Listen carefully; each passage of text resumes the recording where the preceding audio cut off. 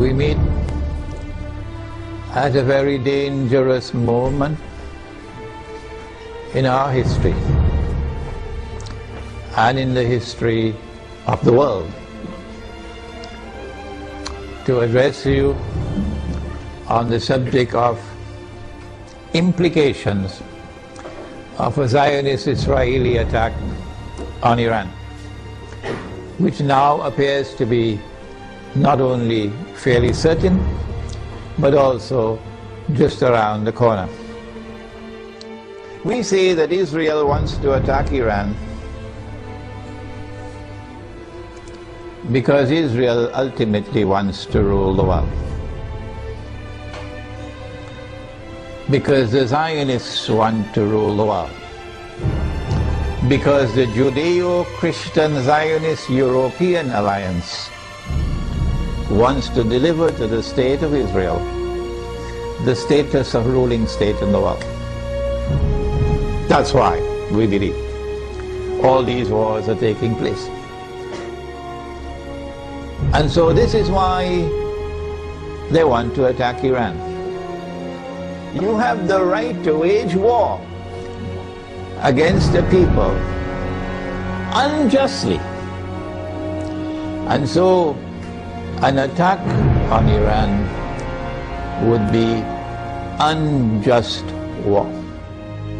But I want to say something more.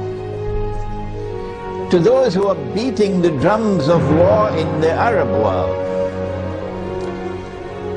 and who are looking forward to the attack on Iran, that you are beating the drums of unjust war. And when the attack takes place, you will be committing the same sin as supporters of the war, as those who are themselves perpetrating the war. And shame on you! Shame on you, we say to you, straight to your faces, from here in Malaysia, that if you support the attack on Iran, you are supporting unjust war. You are yourselves a party of dhulm. And Allah does not provide guidance to the people who commit dhulm. One of the reasons why many Arabs, not all Arabs, but many Arabs are beating the drums of war, looking forward to an attack on Iran, is because Iran is Shia. They hold the view that Shia are kuffar, and hence it is permissible to launch war on the kuffar, the disbelievers. How can you come to this conclusion, the Shia are kuffar? If the Shia are kuffar, then there must be some ijma' or consensus of opinion on that subject. That consensus has never been achieved in 1400 years. As a consequence, we say it is too late in the day now for you to come with any manufactured arguments declaring the Shia to be kuffar. The drum beating against the Shia and the attack which is about to be launched on Iran is located in a larger framework in which those who are waging war on Islam are seeking to do something that will function as a catalyst for creating Sunni Shia civil war in the world of Islam. Sunni Shia civil war would be something that would be massively beneficial for Israel. Number one, Sunni Shia civil war will make Islam look negatively, a negative image in the world, at a moment when Islam is center stage in the attention of the whole world. Number two, Sunni Shia civil war in Islam, Sunni versus Shia, would function as a diversion, diverting attention, both Muslim and non-Muslim attention, away from the plans of the Zionists to rule the world. Thirdly, Muslims fighting against themselves will obviously lead to a loss of power. Our power will decrease, and that will be strategically advantageous for Israel. War on Iran obviously is going to impact on the world economy. Number one, on the price of oil. not only because Iran is a major supplier of oil, but also because Iran is located in that basin that the Iranians call the Persian Gulf and the Arabs call the Arab Gulf, and they're still fighting over the words. The price of oil is going to shoot up because Iran can also block the Straits of Hormuz. You see, Iranian territory on this side and Oman on that side.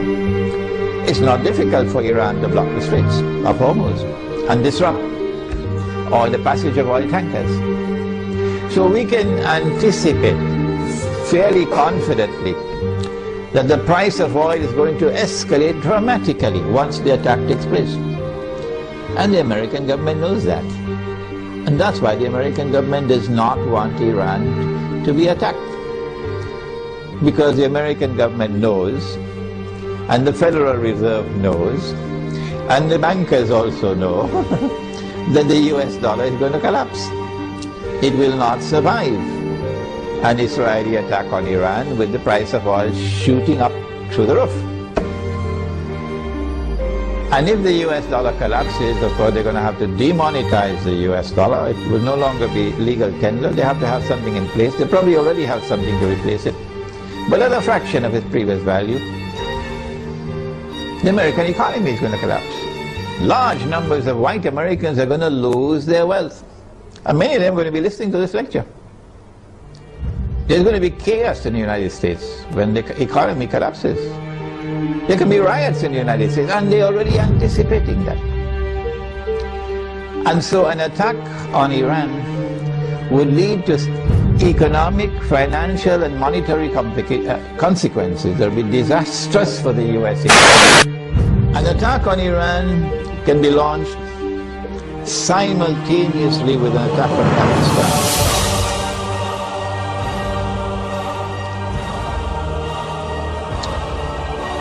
The purpose would be to eliminate Pakistan from the nuclear club.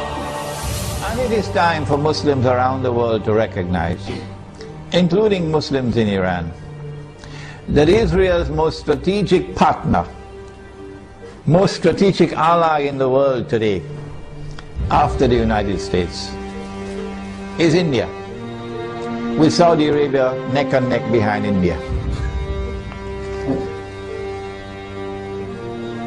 And so, not only must India be involved in the attack, but also when the attack takes place on Pakistan, and if it succeeds, then in the sequel it is India who must now control the region on Israel's behalf. The denuclearization of Pakistan and the breakup of Pakistan into bits and pieces will impact upon Muslims in the whole of that subcontinent in such a way as to bring about a state of demoralization and despair, and send shock waves to Muslims in the rest of the world. That one of the largest Muslim communities around the world, in India, Pakistan and Bangladesh, have now come under the foot of Hindu India. So India will rule the entire South Asia with NATO in control in Afghanistan for the United States of America. Israel will attack Iran in order to commence wars that she hopes will follow one after the other. As soon as Israel attacks Iran, the first implication is that Iran is going to attack Iraq. And Iran is strategically poised, advantageously poised, to attack the United States in Iraq. That Iran is also likely to attack Bahrain. And it should not be difficult for Iran to take Bahrain. Bahrain cannot stand up to an attack from Iran. Bahrain is just across the water from Iran. I am suggesting to you that Iran is going to attack and take Bahrain. And if and when Iran attacks and takes Bahrain, then there's a causeway between Bahrain and Saudi Arabia where you can drive back and forth. The road will be clear to Saudi Arabia. I am anticipating, and the Saudis probably already have their plans laid out very well, because they know what's going to happen.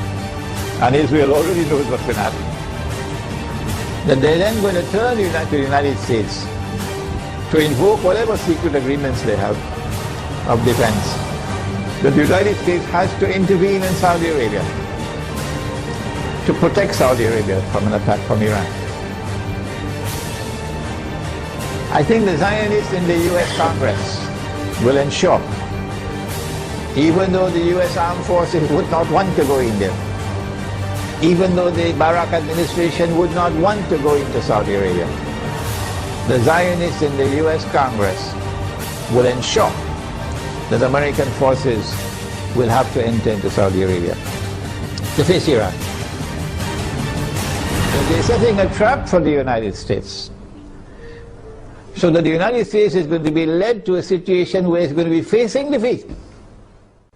I think that for Russia and for China, an Israeli attack on Iran, particularly if it involves the use of nuclear weapons, would be recognized as a threshold being crossed. And so long as you did not cross that threshold, Russia and China were prepared to go along and continue in the Security Council of the United Nations, for example, cooperating and collaborating where possible in managing the affairs of the world. But once you cross that threshold, the implication for Russia and China is that you have crossed the point of no return. And that an attack on Iran is now going to inevitably lead to World War.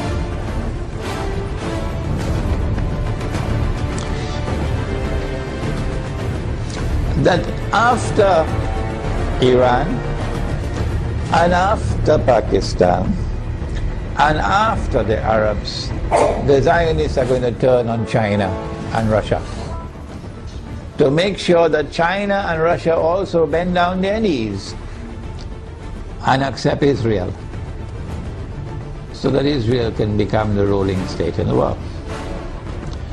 So Russia and China would know, today it's them, tomorrow it's us.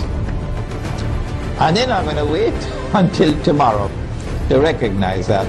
The minute Iran is attacked, they will recognize that the threshold has been crossed and that we are now moving inevitably towards nuclear war.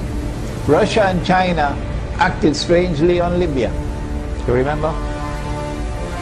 When the vote came to the Security Council, they abstained, knowing full well that if they abstain, the resolution will be carried. And that is the end of Gaddafi and end of the Libyan government. Why did they do that? I felt that perhaps they knew what the plan was. And they wanted to let the Western world, NATO, to sink deeper and deeper into a quagmire, you know, like shifting sands, you can't get up. So eventually they will end up in the graveyard, and only then will Russia and China attack them. How are Russia and China responding to Syria at the moment? How will Russia and China respond to an attack on Iran and on Pakistan? My understanding is that Russia and China are going to be quite different in the way they have behaved so far in international affairs. Quite different once the attack on Iran takes place. And so we will be heading ultimately towards World War.